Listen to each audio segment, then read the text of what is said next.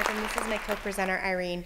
We both submitted topics to Ignite to discuss the aspect of homelessness. Before Ignite, we had never met, so we hope that we can come together tonight to present and to give you a better understanding of homelessness in our community. When you think of the homeless, who do you see? You probably see someone like this guy up here sleeping on the street, dirty, begging for money.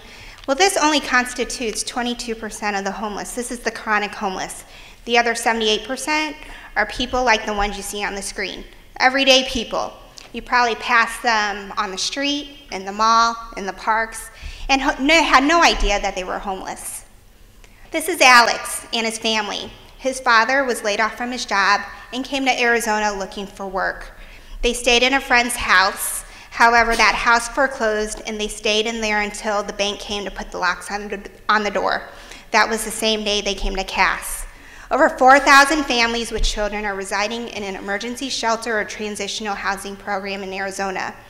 These families are typically poor. They have no support network, no friends or families to help them. This is Jessica. She came to Tumbleweed as a referral from her high school guidance counselor. Jessica got in an altercation with her new stepdad, and her mom said now that she was 18 that she was going to have to find a new place to live. Jessica was brave enough to reach out and ask for services in her community. In a 2008 statewide homeless survey, found 46% of the total population of homeless youth were females. Young females and youth that identify as LGBTQ youth are often becomes victims of crime on the street. This is Joseph. He was kicked out of his home at the age of 18. He has a 10th grade education. He also suffers from multiple mental health diagnoses. Because of his homelessness, he is unable to be stable on the streets. In 2009, over 3,600 children under the age of 18 and more than 740 young adults ages 18 to 21 were served by Maricopa County Homeless Service providers, and these were just the ones counted. This is Robert. He is a U.S. vet. 10 years ago, his mother died, and he totally lost it. He turned to crack cocaine to numb his pain. He lost his job and his home. He found himself at Cass. The Veterans Affairs Secretary, Eric Schnaniski, said that more than 130,000 veterans are homeless in our community and around the nation. If that doesn't change, 10 to 15%, they'll see a 10 to 15% increase in the next 5 years. While Alex and his family, Jessica, Joseph, and Robert, are all homeless, they've all overcome great obstacles and are succeeding. Alex's family is residing in Flagstaff, and both parents are working. Jessica graduated from high school and is in housing. I'm happy to say, as of last Friday, Joseph is receiving housing.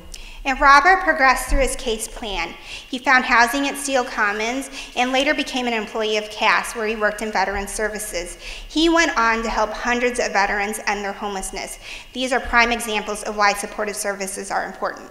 The Tempe Youth Resource Center is an example of a local supportive service. TYRC provides basic supportive services, food, clothing, hygiene, as well as case management services to homeless youth in the Tempe community. Another resource that's in our community is Cass. Cass is located on the Human Services campus and provides support services and shelter to 1,000 men, women, and children in our community. On the campus, there's a multitude of nonprofits providing services to people in need. The missing link in the majority of the homeless issue is permanent supportive housing. Housing is a major barrier to most individuals and families. There are many great initiatives happening nationally and locally to make big changes.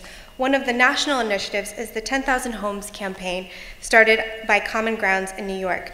This movement's goal is to house 100,000 of the most vulnerable homeless by July of 2013. Since the start of their movement in July of this year, they have housed 5,841 individuals. Part of the 100,000 campaigns here locally is Project H3. Their goal is to house 50 of the most medically vulnerable persons living on the street by April 2011. The solution isn't something someone else should do. It's something we need to do as a community. It's something that you can do. You can go out there and raise awareness, advocate, volunteer, and donate. And if you need help in finding places to do that, contact Jana and I. We can answer your questions and give you opportunities to volunteer and donate and help out the people here in our community. Thank you.